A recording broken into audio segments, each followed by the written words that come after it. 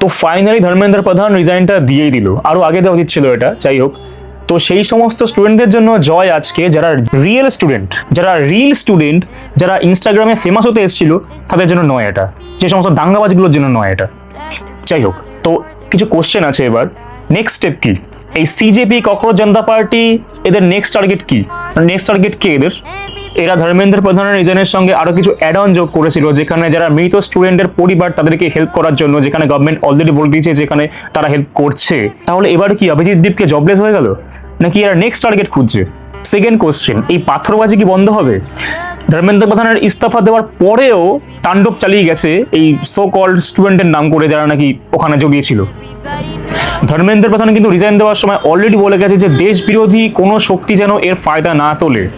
ছাত্রদেরকে সামনে ঢাল হিসেবে দাঁড় করিয়ে দিয়ে যারা নাকি পেছন থেকে পাথর ছুটছে, তাদেরকে চিনে নেওয়া কিন্তু খুব দরকার। তো তারা কিন্তু এখানকার কোনো রকমের স্টুডেন্টস নয়, আর সেই সমস্ত শক্তিগুলোকে কিন্তু এখনই ইমিডিয়েটলি শেষ করতে হবে। আর 3 নম্বর কোশ্চেন, এই সিজেপির যে আন্দোলনের এতই যখন দরদ স্টুডেন্টদের উপরে, তাহলে কেরালা আর পাঞ্জাব নিয়ে আবার হোক। পাঞ্জাবে যে পেপার লিকটা হয়েছে, কেরালায় যে পেপার লিকটা হয়েছে, সেইগুলো নিয়ে এবার আন্দোলনটা হোক। সেখানকার এডুকেশন মিনিস্টারকে এবার ইস্তফাটা দেওয়ানো হোক।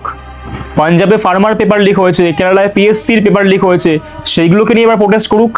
এবার এদের আসল লোকগুলো প্রকাশ পাবে।